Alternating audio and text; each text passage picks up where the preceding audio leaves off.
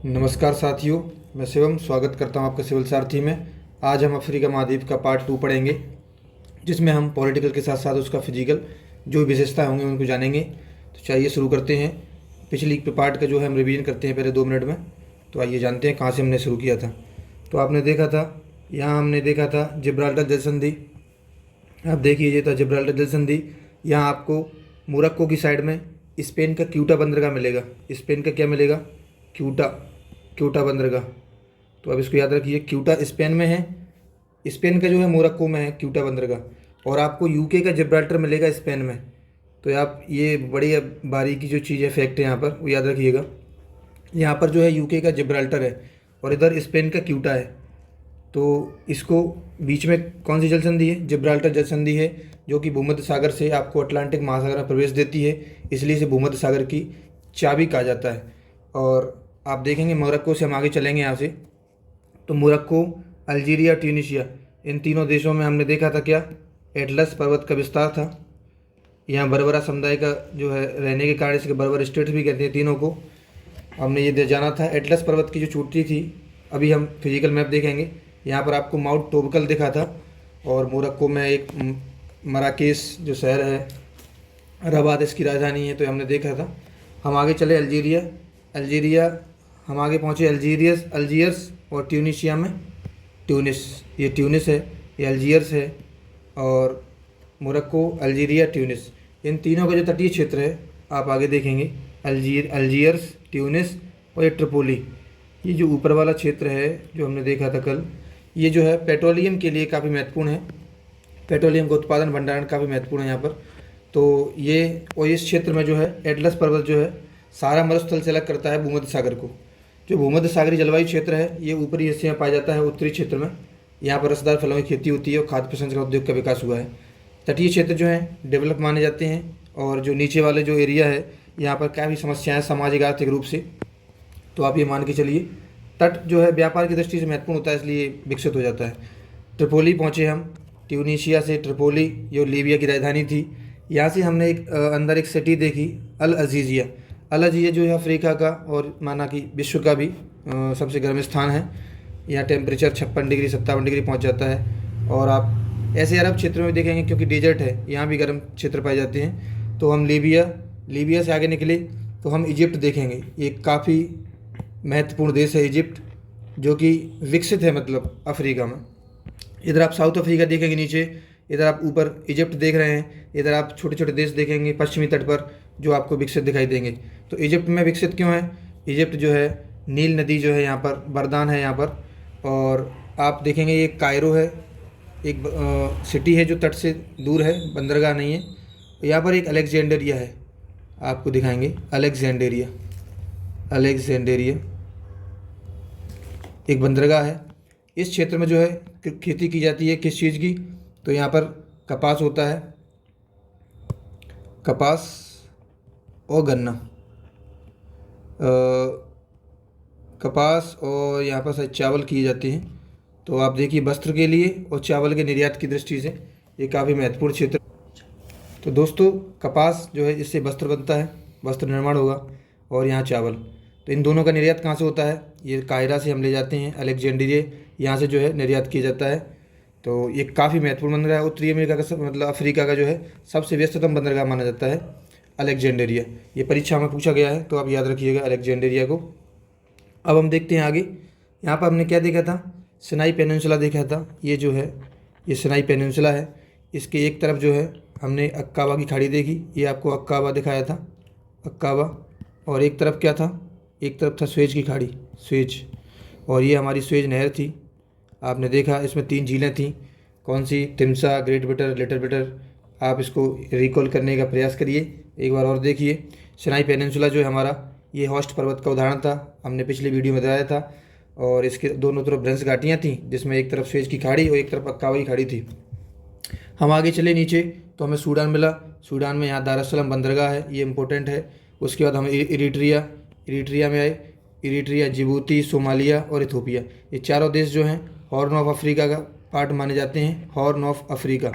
In horn of Africa विशेषता क्या है? ये धीरे धीरे ड्रिफ्ट थ्योरी के तहत अलग हो रहे हैं अफ्रीका से, ऐसा शोध किए जा रहे हैं। इथोपिया जो है ये तट से दूर है, ये आप फैक्ट याद रखिएगा, ये कभी कभी परीक्षा में पूछा जाता है। और जो हमें यहाँ मिलेगी हमें बाबल मंदेव जल संधि, ये आपको दिख रहा है बाबल मंदेव जल संधि, ये यमन को, यहाँ यमन है, यमन को अलग करती है इरिट्रिया और जिबूती से।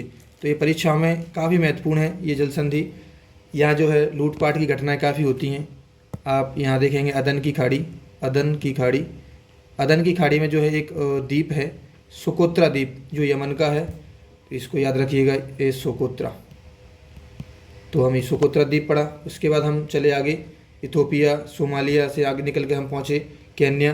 केन्या की राजधानी जो है नैरोबी एक उच्च भूमि पर अवस्थित है, जो चाय की दृष्टि से काफ़ी महत्वपूर्ण है। फिर हम नीचे चले तो हाँ केन्या और तंजानिया बॉर्डर पे हमें क्या दिखेगा, यहाँ एक पर्वत है, आप कमेंट करिए, रिकॉल करने का प्रयास करिए। माउंट किलीमंजारो यहीं है, माउंट किलीमंजारो। तो ये अफ्रीका का सबसे ऊंचा जो पर्वत है, सक्रिय नहीं रहा है। किलीमंजारो के बाद हम तंजानिया से नीचे पहुँचे। हमने यहाँ देखा था ये बंदरगाह था, ये पूर्वी जंक्शन था इसका। ये इधर बेंगवेला अंगोला की राजधानी है, इसको आप कमेंट करिए। ये तंजारा रेलवे जो है, तंजारा रेलवे, पश्चिमी जंक्शन कौन सा है, पूर्वी जंक्शन कौन सा है, हमने बता दिया। ये बेंगवेला है पश्चिमी, तो पूर्वी कौन सा है आप बताएंगे, तंजारा रेलवे। तो हम नीचे आगे चले, मोजाम्बिक पहुँचे। मोजाम्बिक में हमने देखा जाम्बेजी नदी दिखेंगे, और हम एक और देखेंगे यहाँ पर लिम्पोपो नदी। इनका निकास इधर हो रहा है हिंद महासागर में, इधर हमारी गिरती है लिम्पोपो और ऊपर गिरती है हमारी जाम्बेजी नदी। ये हमारा मेडागास्कर चैनल है, ये मेडागास्कर को अलग करता है अफ्रीका से, और ये जोड़ देता है अरब सागर को, यहाँ पर निचले जो निचला हिस्सा है हमारा हिंद महासागर का, उससे जोड़ देता है। तो ये अरब सागर, इधर ऊपर हमारा अरब सागर। ये पहले काफ़ी महत्वपूर्ण संचार चैनल हुआ करता था व्यापार की दृष्टि से, लेकिन स्वेज नहर के बनने के बाद इससे थोड़ी यात्राएँ कम होने लगी हैं। फिर हम नीचे चले तो हमने क्या देखा था, यहाँ हमें मिला था डरबन जो है नटाल प्रांत की राजधानी थी। यहाँ पर हमने देखा था डरबन नटाल प्रांत की राजधानी, ये व्यस्ततम पैसेंजर बंदरगाह था। यहाँ जो है दक्षिण अफ्रीका का, इसको फ्लोरिडा भी कहते हैं, दक्षिण अफ्रीका का फ्लोरिडा भी कहा जाता है। ये पश्चिमी तट पर होना चाहिए, लेकिन पूर्वी तट पर है। उत्तरी अमेरिका में जो हम देखा था फ्लोरिडा, अमेरिका में था जो यूएसए में, वो भी मतलब पूर्वी तट पर पाया जाता है, लेकिन वहाँ भूमध्य सागरीय जलवायु पाई जाती है और रसदार फलों की खेती होती है, इसलिए इसे दक्षिण अफ्रीका का फ्लोरिडा नाम दिया जाता है। यहाँ हमने देखा था केप अगुलहास, यहाँ हमने देखा था केप अगुलहास जो है अफ्रीका महाद्वीप का सबसे दक्षिणी बिंदु है। यहाँ हमने और देखा एक और केप ऑफ गुड होप, जो केप ऑफ गुड होप है जो है केप टाउन प्रांत में पाया जाता है। केप ऑफ गुड होप, इसको हम पोर्ट ऑफ कॉल भी कहते हैं। यहाँ जो है जहाज़ आया जाया करते थे, पहले रोका करते थे यहाँ पर, इसको मतलब ढाबा टाइप में देख सकते हैं हम, केप ऑफ गुड होप। और यहाँ पर हमने देखा था केप टाउन, ये हमारा केप टाउन है, हमारा केप टाउन। अब हम केप कायरो रेलवे के माध्यम से यात्रा करेंगे, साउथ अफ्रीका से मिस्र तक की यात्रा करेंगे। तो आप चलिए हमारे साथ, इसमें हम ग्रेट रिफ्ट वैली जो मिलेगी हमें अफ्रीका की, उसमें जो झीलें पाई जाती हैं उनको जानेंगे। तो चलिए आइए शुरू करते हैं यात्रा। तो हम यहाँ से केप टाउन जो है दक्षिण अफ्रीका की जो है वैधानिक राजधानी है, तो ये हमें वैधानिक राजधानी मिली, ये हमारी वैधानिक राजधानी। उसके बाद हम पहुँचे, यहाँ हमें एक दो सिटी नहीं दिख रही हैं, तो हम यहाँ देखेंगे ब्लूम फाउंटेन यहाँ मिलेगी आपको। तो ब्लूम फाउंटेन, ब्लूम फाउंटेन क्या है, यहाँ की न्यायिक राजधानी है। ब्लूम फाउंटेन से हम किम्बरले पहुँचेंगे, यहाँ किम्बरले है, ये हीरे की खान की दृष्टि से काफ़ी महत्वपूर्ण है, हीरा खान है, विश्व की प्रमुख हीरा खान है, किम्बरले है यहाँ पर। किम्बरले से हम जोहान्सबर्ग पहुँचे, ये सोने की दृष्टि से काफ़ी महत्वपूर्ण है, सोने का खनन किया जाता है यहाँ से। तो यूरोप के वासी जो लोग थे यहाँ पर, फ्रांस, स्पेन, ब्रिटेन, इन तीनों की नज़र यहाँ रही, तो यहाँ सोने के खनन की दृष्टि से एक शहर का विकास हो गया जोहान्सबर्ग। इससे हम आगे चले प्रिटोरिया जो है एक महत्वपूर्ण शहर है, यहाँ पर जो है प्रिटोरिया में प्रशासनिक राजधानी है, ये प्रशासनिक राजधानी। और यहाँ पर क्या होता है, ज्वेलरी, जेम्स एंड ज्वेलरी का व्यापार होता है, जेम्स एंड ज्वेलरी की दृष्टि से काफ़ी महत्वपूर्ण है, जेम्स एंड ज्वेलरी। तो ये याद रखिएगा आप इन चारों को। ब्लूम फाउंटेन में क्या था, न्यायिक राजधानी थी। फिर हम आगे चले किम्बरले, हीरा खदान थी यहाँ पर। फिर हम आगे पहुँचे जोहान्सबर्ग, जो सोने की दृष्टि से काफ़ी महत्वपूर्ण था। फिर प्रिटोरिया पहुँचे हम, जो प्रशासनिक राजधानी थी, यहाँ जेम्स एंड ज्वेलरी का व्यापार था। हम आगे चलेंगे, ये रेलवे के माध्यम से चल रहे हैं हम, ये रेलवे जा रही है, आप ऐसे इमेजिन कीजिए। जिम्बाब्वे पहुँचे हम, तो जिम्बाब्वे हमें हरारे इसकी राजधानी है जिम्बाब्वे की, जो कि मध्य क्षेत्र में पाई जाती है। यहाँ आपको जिम्बाब्वे और जाम्बिया, ये हमारा कटंगा पठार है, ऊपर जो कांगोगढ़ ये क्षेत्र है हमारा कटंगा, यहाँ से जो है नदी निकलती है और ये से होके ये सीमा बनाती है यहाँ पर, आपको देखेगा ये, और ऐसे होके ये चली जाती है मोजाम्बिक में, यहाँ गिरेगी ये जाम्बेजी नदी। और ये जाम्बेजी नदी जो है ये आपको दिख रहा होगा दोस्तों, ये है करीबा बांध, करीबा जलाशय की जो भी कहें आप इसको। यहाँ विक्टोरिया फॉल्स पाया जाएगा आपको, विक्टोरिया जलप्रपात, ये काफ़ी सुंदर है। और यहाँ से हम आगे चले तो हम पहुँचे मलावी लेक देखेंगे हम यहाँ से। आप विक्टोरिया फॉल्स देखा आपने, यहाँ आपको एक झील दिख रही है मलावी, ये आप देखिए ये किन किन देशों का बॉर्डर साझा करती है, ये काफ़ी महत्वपूर्ण सवाल बनते हैं यहाँ से। तो आप देखेंगे तंजानिया पहला, दूसरा आपको दिखेगा मलावी देश, और तीसरा दिखेगा आपको मोजाम्बिक। तो ये 3 देशों से सीमा साझा करती है मलावी। इसको कैलेंडर लेक भी कहा जाता है, टेक्टोनिक लेक है ये, कैलेंडर लेक भी कहते हैं, एक टेक्टोनिक लेक का उदाहरण है। यानी टेक्टोनिक क्या होती है, प्लेटों के खिसकने से बनी जो लेक है, तो कैलेंडर लेक हो गया। तो यहाँ पर आपने देखा मलावी लेक को, ये जो है ग्रेट अफ्रीकन रिफ्ट वैली जो हमारी, इसकी सबसे अंतिम जो झील है यहाँ पर इस अफ्रीकन वैली में। ऐसे अफ्रीका की तीसरी सबसे बड़ी झील भी है ये, थर्ड लार्जेस्ट लेक है ये अफ्रीका की, third largest lake of Africa continent. तो उसकी याद रखिएगा। यहाँ मलावी लेक हो गई। मलावी से हम पहुँचे तंजानिया लेक, इसे तंजनाइका लेक कहते हैं, तंजनाइका, ये आपने देखा तंजनाइका लेक। तंजनाइका लेक का जो विस्तार है, आप तंजानिया तो याद ही रखिए, तंजानिया, इधर आपको जाम्बिया दिख रहा है, ये आपको जाम्बिया का बॉर्डर टच कर रही है, तंजानिया है, जाम्बिया है, आपको डेमोक्रेटिक रिपब्लिक ऑफ कांगो है, कांगो गणराज्य मतलब जिसे बोलते हैं हम, और एक बुरुंडी है। ये 4 देशों से सीमा साझा करती है दोस्तों, Tanzania, Zambia, democratic Republic of Congo और बुरुंडी। ये काफ़ी महत्वपूर्ण झील है। ये जो है बैकाल झील के बाद दूसरी सबसे गहरी झील है, दुनिया की दूसरी सबसे बड़ी गहरी झील कौन सी है, तो तंजनाइका झील है, तंजनाइका। इसके बाद हम आगे चले, ये ग्रेट अफ्रीकन रिफ्ट वैली में पाई जाती है।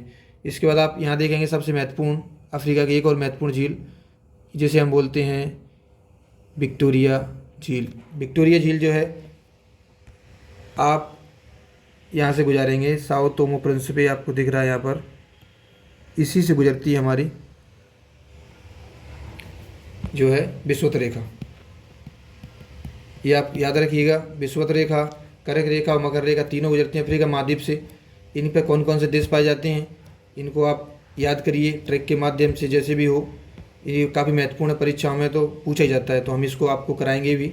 तो विक्टोरिया झील जो है इसमें हमेशा पानी रहता है, क्योंकि विषुवत रेखा पर है तो बरस भर बारिश होती है। और इसका जो है विस्तार कहाँ कहाँ है, तो आपको केन्या में मिलेगा, केन्या में। उसके अलावा आपको एक देश मिलेगा युगांडा, ये आपका युगांडा है, युगांडा और तंजानिया। ये आपको 3 देश तो याद रखना है, युगांडा, केन्या और तंजानिया। फिर हम इससे आगे चले, यहाँ से हम एक नदी भी निकालेंगे, सहायक नदी जो है, जिससे हमारी नील नदी बनेगी। तो इसको वाइट नील यहाँ से निकलेगी, वाइट नाइल। ये आप देखिए, ये आपको निकल रही है, ये गई आपकी, और यहाँ पर मिल जाएगी। खार्तूम है ये, सूडान की राजधानी खार्तूम, यहाँ मिलेगी। ये किससे मिलेगी, वाइट नाइल। तो ये यहाँ पर हमारी एक लेक और मिलेगी हमें अभी, ताना लेक, ये है हमारी ताना। यहाँ से निकलती है हमारी ब्लू नाइल, ये आपस में मिलकर जो है खार्तूम में नील नदी बन जाती है। और यहाँ पर एक अस्वान बांध का जलाशय है, ये है अस्वान बांध का जलाशय। नासिर झील है ये, नासिर जो लेक है, नासिर। और ये ऐसी हमारी नील नदी जो है भूमध्य सागर में जाके इसका निकास हो जाता है, यहाँ पर डेल्टा बनाती है। ये इजिप्ट के लिए काफ़ी महत्वपूर्ण नदी है। और अफ्रीका महाद्वीप में आप देख ही रहे हैं, कुछ देशों में ये निकल, साउथ सूडान है, इथोपिया है, तो उनमें पानी की जो सारा मरुस्थल यहाँ से गुजरता हमारा देखा जाएगा अभी सारा मरुस्थल को। तो ये जो पानी अगर मिल जाता है कहीं पर रेगिस्तान में, तो आप समझिए कितना महत्वपूर्ण होता है। ये हमें कौन सी झील देगी, केन्या में, ये आपको मिलेगी तुर्काना लेक, तुर्काना लेक जो है ये बॉर्डर साझा करती है केन्या और इथोपिया। तो आप ये 2 देश याद रखिएगा, केन्या और इथोपिया। ये तुर्काना लेक है, इसका ताना जो है इथोपिया की उच्च भूमि पर ताना लेक पाई जाती है। यहाँ से ब्लू नाइल निकल रही थी, ये ब्लू नाइल है, ब्लू नाइल। ये वाइट नाइल, ये अब ये निकल कहाँ से निकल रही थी, वाइट नाइल। तो ये आपको मिल रही थी विक्टोरिया झील से, जो कि विश्वत रेखा पाई जाती है। ये ग्रेट अफ्रीकन रिफ्ट वैली का भाग नहीं है, इसको आप याद रखिएगा क्योंकि परीक्षा में कई बार पूछा गया है। तो हमने केप कायरो रेलवे देखा। अब हम चलेंगे यहीं साउथ अफ्रीका में लौटते हैं। फिर से साउथ अफ्रीका में लौट के हम फिर से हम पश्चिमी तट को देखेंगे, क्योंकि हमने उत्तरी निपटा लिया, हमने पूर्वी तट को भी कर लिया है। तो हम पश्चिमी तट को भी अब एक एक करके देखते हैं। यहाँ इसको मैप में हमारे नदियाँ नहीं दी गई हैं, इसमें देखते हैं हम नदी दी गई है कि नहीं। इसमें है नदी, तो हम फिजिकल मैप में देख लेते हैं नदियाँ। आपको बॉर्डर उसमें देखने पड़ेंगे। तो आपको एक ऑरेंज नदी दिख रही है, ये देखिए आप, ये ऑरेंज नदी है, ये यहाँ से निकल रही है। ये ऑरेंज जो है सीमा किसकी बनाती है, तो ये आपका इधर मिलेगा आपका साउथ अफ्रीका, इधर आपका क्या मिलेगा, नामीबिया। ये आपका कौन सा देश है, नामीबिया। ये 2 देशों के बीच सीमा साझा करती है, आप इसमें देख सकते हैं। ये आपका नामीबिया है, ये आपका साउथ अफ्रीका है। यहाँ आपको एक नदी दिख रही है, ये बॉर्डर इसका बना रही है, ये ऑरेंज नदी है। यहाँ इसकी एक सहायक नदी और है, यहाँ से जो निकलती है, ये वॉल नदी इसकी सहायक नदी है, ये वॉल इसकी सहायक है। ये हमारी ऑरेंज नदी है, ऑरेंज रिवर और वॉल रिवर, इसको याद रखिएगा। ये नदी जो है यहाँ पर आपको डेजर्ट मिलेगा, नामीब डेजर्ट। ये उष्णकटिबंधीय तटीय मरुस्थल है, जैसे हमने कहाँ देखा था, अटकामा डेजर्ट देखा था, उसी प्रकार नामीब डेजर्ट है। स्केलेटन कोस्ट कहते हैं इसको। यहाँ पर मतलब जो है काफ़ी, ये आप देखिए स्केलेटन कोस्ट है, ये आपको दिया भी गया है इसमें, स्केलेटन कोस्ट। नामीब डेजर्ट ये उष्णकटिबंधीय तटीय मरुस्थल है, पश्चिमी तट पर पाया जाता है। यहाँ ठंडी जलधारा बहती है। ये ठंडी जलधारा कौन सी बहती है, ये आप कमेंट करें, थोड़ी देर बाद हम बताएंगे। तो ये ऑरेंज रिवर हो गई, उसके बाद वॉल नदी इसकी सहायक नदी हो गई। नामीबिया पहुँचे, नामीबिया से हम आगे चलेंगे तो हमें एक कौन सा देश मिलेगा, अंगोला देश मिलेगा। तो यहाँ एक कौन सी नदी है दोस्तों, कुएने नदी जो है, कुएने, ये इनके बीच का बॉर्डर बनाती है। आपको ऊपर दिखा देते हैं ये नदी कहाँ पाई जाएगी। ये जो आप देख रहे हैं ये आपकी कुएने नदी है, कुएने नदी। चलिए आगे बढ़ते हैं। कुएने नदी से अंगोला पहुँचे हम। अंगोला में हमने बेंगुएला देखा था। बेंगुएला से हम यहाँ जो है अंगोला की राजधानी महत्वपूर्ण शहर था ये, एक लुआंडा यहाँ बंदरगाह है। यहाँ सुकेप मुंड है, ये इसकी शीतकालीन राजधानी है।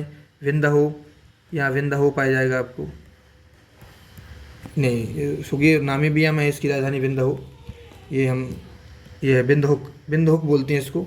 तो ये नामीबिया की राजधानी है। यहाँ आपको एक इसका शीतकालीन राजधानी मिलेगी, इसको बोलेंगे हम सुकेप मुंड। आप मैप में देखिए सुकेप मुंड, और ये शीतकालीन है, ये ग्रीष्मकालीन है जो विंदाहो है। इसके बाद हम आगे चले तो हमने बेंगुएला देखा था, बंदरगाह जो तंजरा रेलवे का पश्चिमी जंक्शन था। बेंगुएला से हम एक लुआंडा भी एक बंदरगाह यहाँ पर इम्पोर्टेंट है। उसके बाद हम आगे चले तो हम मेतुम्बा पर्वत से एक नदी निकलेगी, ये काफ़ी महत्वपूर्ण नदी है, इसको याद कर लीजिए। मेतुम्बा पर्वत से निकलती है, ये दोनों राजधानियों से निकलेगी, किन्शासा और ब्राज़ीविले। किन्शासा किसकी राजधानी है, किन्शासा तो डेमोक्रेटिक रिपब्लिक ऑफ कांगो की राजधानी है, और कांगो की राजधानी है ब्राज़ीविले। इन दोनों के बीच जो है टच करते हुए निकलेगी हमें, यहाँ हम देखेंगे। तो चलिए देखते हैं, जो है कतंगा प्लेटू, मेतुम्बा पर्वत यहाँ मिलेगा हमें। ये कतंगा प्लेटू है, यहाँ आपको मेतुम्बा पर्वत मिलेगा। इससे निकलती है कांगो नदी। कांगो नदी जो है ये गई आपकी, यहाँ आपको जाती हुई दिख रही है, और इधर आपकी किन्शासा है, इसकी राजधानी है। और एक तरफ आपको मिलेगा कौन सा, ब्राज़ीविले। तो ये दोनों देशों से आपको दिखेगी, दोनों राजधानियों से ब्राज़ीविले। तो इसको याद रखिएगा। और कांगो नदी जो है विषुवत रेखा को 2 बार काटती है, कांगो नदी। इसे जायरे नदी भी कहते हैं। इसके बाद हम आगे चले तो हम आगे जाके हम देखेंगे जो गैबोन एक देश मिलेगा, गैबोन के बाद हमें मिलेगा इक्वेटोरियल गिनी, जो कि एक विषुवत रेखा पर स्थित नहीं है, आप इसे कन्फ्यूज मत करिए। इक्वेटोरियल गिनी इसका नाम है, लेकिन ये विषुवत रेखा पर स्थित नहीं है, इक्वेटर पर नहीं है ये। उसके बाद हम कैमरून पहुँचे। कैमरून में हमें एक पर्वत मिलेगा, माउंट कैमरून। माउंट कैमरून जो है अफ्रीका का सबसे सक्रिय ज्वालामुखी पर्वत है, एकमात्र सक्रिय ज्वालामुखी पर्वत है। जो किलिमंजारो है सक्रिय नहीं रहा, तो एक कैमरून हो गया। इसका जो तटीय क्षेत्र है, पर्वतीय वाला हिस्सा, यहाँ काफ़ी बारिश होती है। इसका जो वृष्टि छाया वाला क्षेत्र है इस तरफ पड़ता है, पूर्वी साइड में। फिर हम नाइजीरिया पहुँचे। नाइजीरिया में हम देखा ये गिनी का तट है, गिनी की खाड़ी है ये, गिनी खाड़ी। हाँ, यहाँ में पोर्ट हारकोट मिलेगा, यहाँ पर एक पोर्ट हारकोट, ये आपका पोर्ट हारकोट है। आपको एक नदी देखना है, यहाँ पर काफ़ी महत्वपूर्ण नदी है, इस क्षेत्र से निकलेगी। आपको देशों में बाद में दिखाएंगे। आप यहाँ देखिए, नाइजर नदी जो है ये जा रही है, यहाँ से निकली नाइजर नदी फाउटा जालौन से। यहाँ से नाइजर नदी निकलती हुई ये माली है आपका। माली में अंतःस्थलीय डेल्टा बनाया इसने, फिर ये नीचे की तरफ मुड़ी और नीचे की तरफ मुड़ के यहाँ इसको एक बेन्यू नदी मिलेगी। यहाँ आपको देखिए, इसमें बेन्यू नदी आके मिलेगी। इस नदी के महत्वपूर्ण विशेषता क्या है, इससे पाम ऑयल का जो व्यापार होता है, पाम ऑयल इसमें आपको दिख जाएंगे, जहाज दिखेंगे यहाँ पर पाम ऑयल के। तो पाम ऑयल का व्यापार इस नदी से, इसके पाम रिवर कहते हैं इसको, पाम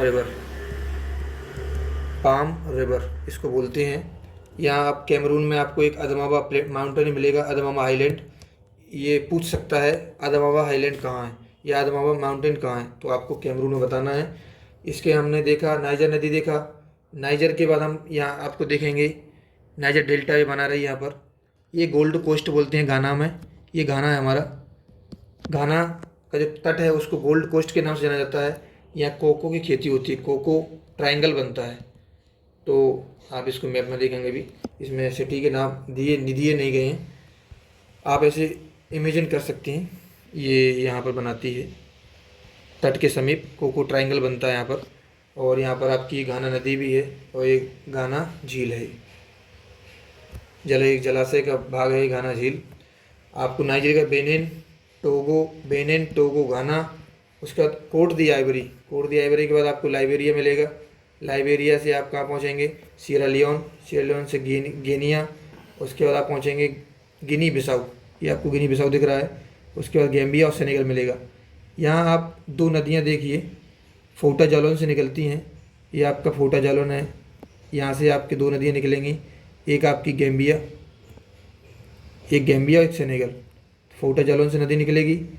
आप ये देखिए, ये गैम्बिया है देश। यहाँ से जो नदी निकली, इसने किस बीच राजनीतिक सीमा बनाई, तो सेनेगल और गैम्बिया के बीच राजनीतिक सीमा किसने बनाई, तो गैम्बिया ने। उसके सेनेगल नदी निकली यहीं से, सेनेगल किसके बीच में राजनीतिक सीमा बनाई गई, तो सेनेगल और मॉरिटानिया। और ये गिर कहाँ रही हैं, तो ये अटलांटिक महासागर में गिर रही हैं, उत्तरी अटलांटिक महासागर में। तो आप इसको याद रखिएगा, ये पश्चिमी तट की महत्वपूर्ण नदियाँ हैं दोनों। यहाँ से आपने देखा ही था अभी, नाइजर नदी निकली थी माली होके, ये आपको यहाँ से लौटते हुए दिख रही थी और यहाँ से आपको ऐसे गिरी थी। यहाँ से आपने एक नदी और देखी थी, इसकी ब्यूने जो बोल रहे थे, ब्यूने जो है पाम की दृष्टि से काफ़ी महत्वपूर्ण थे। तो ये हमारा पश्चिमी तट हुआ। मॉरिटानिया पहुँचे, मॉरिटानिया से हम कहाँ पहुँचे, वेस्टर्न सहारा से मोरक्को। इस प्रकार हमने यात्रा की। आपको सारा डेजर्ट दिखाते हैं अब, सारा के बाद साहिल प्रदेश दिखाएंगे। तो सारा डेजर्ट आपको ये दिख रहा है, हमारा सारा डेजर्ट, जो इक्वेटोरियल जो है इक्वेटर से ऊपर है डेजर्ट, इसके मध्य भाग में है। यहाँ से ये एटलस पर्वत इसको अलग कर रहा था भूमध्य सागर से। इसका जो विस्तार है पूरे क्षेत्र में है। आप यहाँ देखिए, ये नील नदी तक इधर आपको मिल जाएगा, क्योंकि ये नील नदी जो है यहाँ से हरियाली स्टार्ट जो इसको अलग कर देती है नील नदी। ये इसको नील जो है मिस्र में क्या बोलते हैं, ईस्टर्न डेजर्ट बोलते हैं, पूर्वी मरुस्थल, इसका जो पूर्वी हिस्सा है। इसका नूबियन डेजर्ट आप देखेंगे यहाँ पर, ये सूडान में जो है सारा मरुस्थल का एक भाग है, नूबियन डेजर्ट। इसको याद रखिएगा, नूबियन डेजर्ट कहाँ पर है, एक नामीबियन डेजर्ट है, एक नूबियन डेजर्ट है। नूबियन डेजर्ट आपको सूडान में मिलेगा और नामीबियन डेजर्ट आपको नामीबिया और दक्षिण अफ्रीका में मिलेगा। तो ये नाम जो है आपको एक जैसे लग सकते हैं। सारा डेजर्ट जो है हो गया हमारा, ये दुनिया का सबसे बड़ा डेजर्ट जो है सारा डेजर्ट है। साहिल प्रदेश आपको देखेगा यहाँ पर, साहिल, ये आप देख रहे हैं साहिल प्रदेश, आप यहाँ मॉरिटानिया माली से स्टार्ट होता है, यहाँ पर हमारा मॉरिटानिया माली था। ये आप देखिए नीचे तक जाएगा, साउथ सूडान वगैरह इधर आपको देखेंगे, ये ब्लू नाइल तक गया। ये साहिल प्रदेश अर्ध शुष्क क्षेत्र है। ये बारिश, थोड़ी बहुत बारिश होती है यहाँ पर। जैसे हम देखें, ये आपको विषुवत रेखा है, ये आपकी कर्क रेखा है, ये आपकी मकर रेखा है। ये आपको इस हिस्से में बारिश होती है यहाँ तक। ये आपका अर्ध शुष्क क्षेत्र होता है। जैसे हमारे अगर भारत में देखा जाएगा तो जो ऊपरी हिस्सा हमारा वो अर्ध शुष्क क्षेत्र में आता है। तो ऐसे हम इसको मान सकते हैं साहिल प्रदेश को। वृक्ष घास पाया जाएगा यहाँ पर। साहिल प्रदेश जो है ये वैसे महत्वपूर्ण क्यों हो गया आज के समय में, यहाँ पर जो है प्रकृति के नियमों का उल्लंघन किया जा रहा है। तो ये सारा डेजर्ट है, इसका विस्तार इधर हो रहा है। इसके लिए कई परियोजनाएं चलाई जा रही हैं। यहाँ एक वॉल बनाई जा रही है, ग्रीन वॉल। ये करंट में आप देखते होंगे, आपको पढ़ने को मिलेगा ग्रीन वॉल। ये किस लिए बनाई जा रही है? ग्रीन वॉल से जो है इसका डेजर्टिफिकेशन जो है रोका जा सके, सारा मरुस्थल का विस्तार रोका जा सके। तो ये हमने कुछ महत्वपूर्ण विशेषताएं देखी, आपने कुछ झीलें भी महत्वपूर्ण देखी। आपको एक झील और मिलेगी यहाँ पर, चाड़ झील। आपको यहाँ पर देखते हैं हम, ये आपको चाड़ लेक मिल रही है। ये अंतःस्थलीय जो है अंदरूनी हिस्से में पाई जाने वाली लेक है, काफ़ी महत्वपूर्ण है। इसको चाड़ जो है नाइजर, इसका बॉर्डर कौन कौन शेयर कर रहा है? नाइजीरिया, इधर से हमारा कैमरून। तो ये 4 देशों से सीमा साझा करती है चाड़ झील। चाड़ जो है 4 देश हैं यहाँ पर, 4 देशों से सीमा साझा करती है। इसे आप इस क्षेत्र के लिए वरदान मान सकते हैं, क्योंकि यहाँ पानी की बहुत ज़्यादा कमी है और यहाँ ठीक ठाक पानी भी पाया जाता है चाड़ झील में। यहाँ चारी नदी का निकास होता है, एक चारी नदी है, इसका निकास होता है चारी नदी का। आप सोमालिया 2 नदी देखेंगे यहाँ पर, एक हमारी जुबेली और सिब्बा और जुबेली नदी मिलेंगी आपको। जुबेली जो है सिब्बा से ही मिल जाती है यहाँ पर। ये आप मानिए सिब्बा और ये हमारी जुबेली नदी। तो सिब्बा नदी में जुबेली मिल जाती है, यहाँ पर इसका निकास हो जाता है। सोमालिया जो है इसका मोगादिशु बंदरगाह था हमारा, यहाँ इसका निकास हो जाता है। तो इसको याद रखिएगा। 2 महत्वपूर्ण नदियाँ हैं ये सोमालिया में जो बहती हैं इथोपिया से निकलते हुए। फिर हम आगे चले तंजानिया में। आपने बताया यहाँ कौन सा बंदरगाह था? तंजाना रेलवे का जो है पूर्वी जंक्शन कौन था? तो आपको मिला, आप इसको देखिए कौन सा था। यहाँ पर एक डोडोमा इसकी राजधानी है, ये काफ़ी महत्वपूर्ण है। और हम यहाँ मोजाम्बिक जो है मोजाम्बिया यहाँ पहुँचे। यहाँ हमने नदी देखी थी कौन कौन सी? आपने लिम्पोपो भी नहीं देखी है, जाम्बिया नदी आपने देख ली अभी। तो लिम्पोपो नदी देखिए यहाँ से निकलती है, ये आपको पेन चेंज कर लेते हैं। हाई वेल्ड से निकलती है जो साउथ अफ्रीका में। ये बॉर्डर किसका बनाती है? ऐसे घूमती है ये, बोत्सवाना, जिम्बाब्वे और मोजाम्बिक, ये तीनों का बॉर्डर बनाते हुए मापुतो के समीप गिर जाती है। ये किसका बंदरगाह है? मापुतो, ये राजधानी भी है, तो ये मोजाम्बिक की राजधानी है। तो आप देखिए लिम्पोपो नदी जो है ये मकर रेखा को 2 बार काटती है। आपने यहाँ एक नदी और देखी थी अभी, कांगो जो नदी है वो विषुवत रेखा को 2 बार काट रही थी। ये लिम्पोपो नदी मकर रेखा को 2 बार काट रही है। जाम्बेजी हमने देख लिया, नामीबिया, अंगोला से हम निकले, कोयना नदी देखा था हमने यहाँ पर, अपने पश्चिमी तट देख लिया। आप ये कई देश जो हैं, बुर्किना फासो है, ये आपको यहाँ पर चर्चा में मिलते होंगे, आतंकवाद के कारण चर्चा में रहते हैं। और सेंट्रल अफ्रीकन जो रिपब्लिक है ये भी विकसित नहीं है, साउथ सूडान भी ज़्यादा विकसित नहीं है।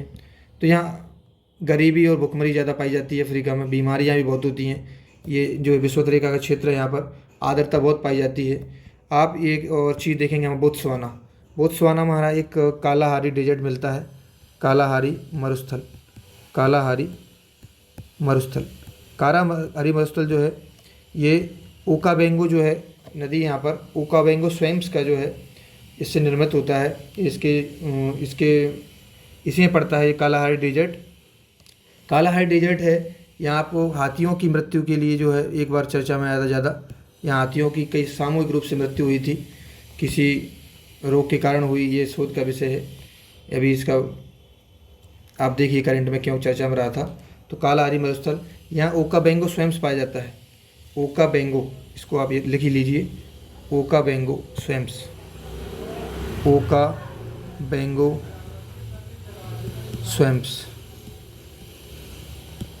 ठीक है। आप ये कांगो में आपने यहाँ पे एक समुदाय मिलेगा आपको, पिग्मी समुदाय। पिग्मी समुदाय ये 2 से 2.5 फुट का होता है, जनजाति यहाँ की 2 से 2.5 फुट इसकी महत्वपूर्ण विशेषता है, पिग्मी समुदाय। अब हम देखते हैं कुछ खनिज खनिज तत्वों के बारे में।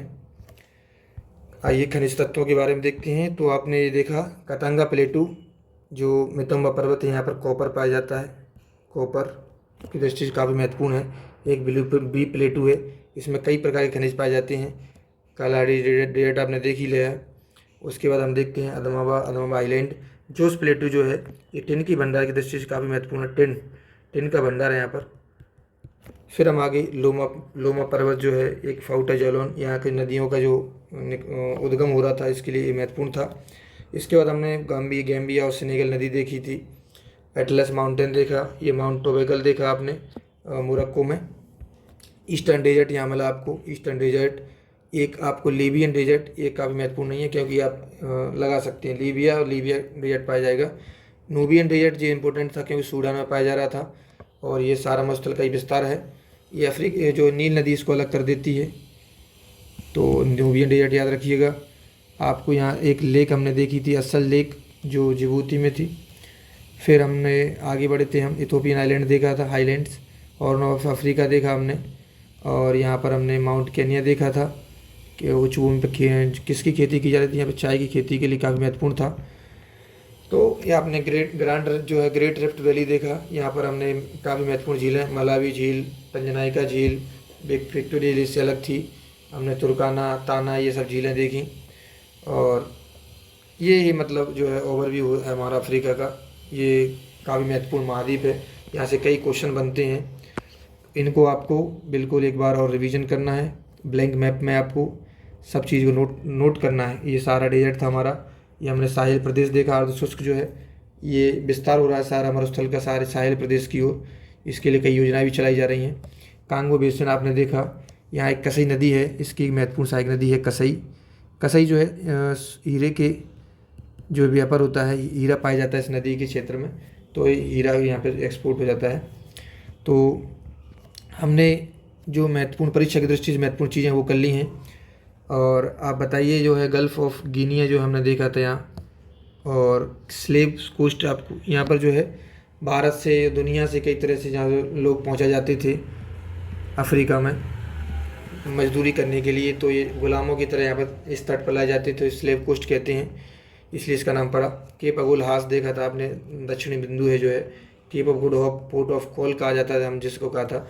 यहाँ एक बेंगवेला जो है, बेंगवेला जलधारा, ठंडी जलधारा है, ठंडी जलधारा का निकास होता है यहाँ पर जो है, प्रवाहित होती है, इसलिए तट जो है यहाँ मरुस्थल पाया जाता है। और ये पूर्वी क्षेत्र से जो है व्यापारिक पवनें जो हैं यहाँ तक बारिश नहीं करा पाती हैं, तो ये शुष्क हो जाती हैं, इसलिए भी 2-3 कुछ कारण हैं इसके पीछे।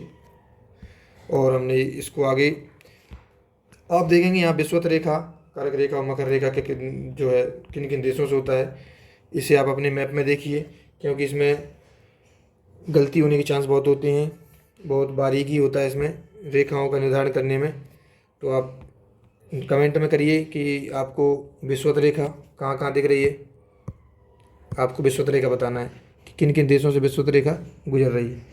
तो हमारा विषुवत रेखा यहाँ से नहीं, यहाँ से हमारी सॉरी, यहाँ से हमारी कर्क रेखा गुजरेगी ऊपर से। कर्क रेखा कहाँ कहाँ से गुजरती है ये आपको बताना है। इधर आपको विषुवत रेखा बताना है कहाँ कहाँ से गुजरती है, कमेंट में बताइए।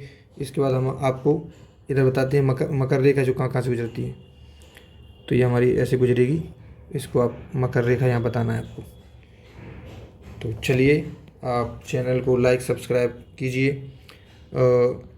@सिविल सारथी हमारा जो है टेलीग्राम चैनल है, @सिविल सारथी, इससे जुड़िए। यहाँ क्वेश्चन बनाए भेजे जाते हैं मैप से संबंधित, और परीक्षा की दृष्टि से जो भी महत्वपूर्ण होगा वो आगे आपको मिलता रहेगा। आप जल संधियाँ, स्थल संधि, आपको पर्वत, पठार, नदियाँ, इन पे ज़्यादा फोकस करना है। यहाँ अफ्रीका में विशेष रूप से झीलों को फोकस करना है। और 2 डेजर्ट हैं, 2-3 डेजर्ट मिले थे हमें, कालाहांडी डेजर्ट, नामीबियन डेजर्ट। आपको नामीबियन डेजर्ट का विस्तार हमने यहाँ दिखाया था, दोनों देशों में था, नामीबिया और साउथ अफ्रीका। आपको यहाँ नूबियन डेजर्ट दिखाया था, नूबियन डेजर्ट सूडान में था। आपको यहाँ ईस्टर्न डेजर्ट मिला था, नील नदी की जो है पूर्वी हिस्से में। तो आपने काफ़ी कुछ आज सीखा है, और इसको रिकॉल करें बार बार। खाली में जो हम ब्लैंक मैप आपको दिया है इसके माध्यम से आप ब्लैंक मैप में इसको चिन्हित करें।